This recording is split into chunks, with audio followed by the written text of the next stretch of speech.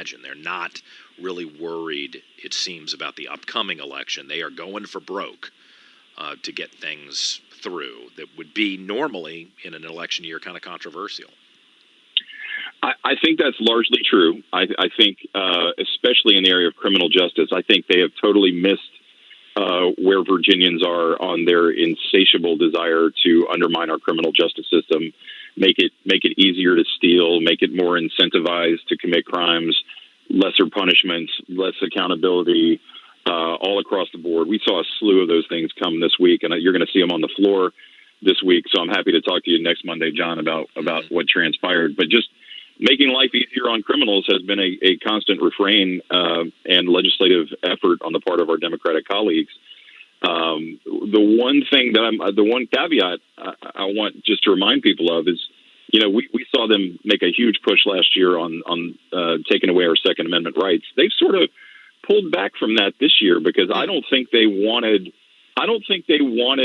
Virginians as obviously fired up as they were last year over being made out to be criminals and felons. They don't mind making you a felon if you're a gun owner, but if you're an actual felon committing felonies, by golly, they don't want you to have any consequences. But we don't see that ban bill this year, and I think the word went down from somebody, not in an election year. So they'll be coming with that again next year if they maintain control, and we're going to be working real hard to make sure that doesn't happen. Delegate Todd Gilbert is who we're talking to, the minority leader in the House of Delegates. And before we leave, I spent a lot of time on the weekend thinking about what I want to cover in the coming week.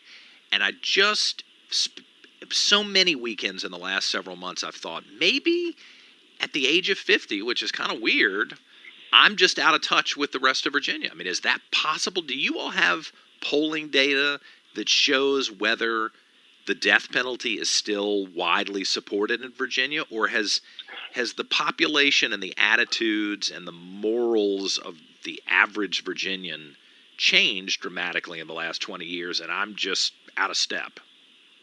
I definitely think some attitudes have changed, and attitudes change when people, from birth through college and beyond are fed a steady diet of ideology. In school and in higher education and in our media, and it's all reinforced all the time. So I think what people have learned is it's easy to shift attitudes when you constantly bombard them with what is the proper way to think. But I think attitudes have shifted for whatever the reason on things like the death penalty, on marijuana. That doesn't change, on things as important as the death penalty. It doesn't change objective truth and justice, and whether it is in fact a deterrent, which we know it is because I've seen the confessions of people who decided not to murder their victim because of the death penalty. Yeah.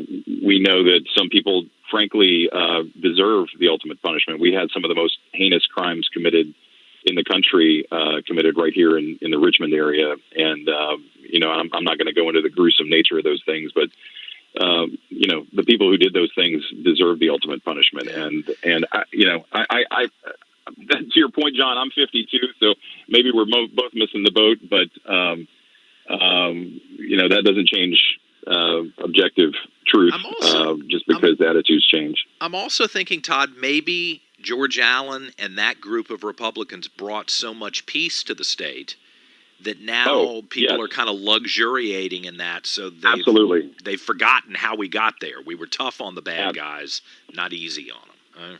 Absolutely. I read recently in the 60s we had one of the highest violent crime rates in the country. We were in the top 10, and we're at the bottom of the list. But absolutely, parole being abolished did a lot to make sure that the really bad actors are the only ones locked away for a long time, and it's made us all much safer. So let's not get complacent right now. Todd Gilbert, the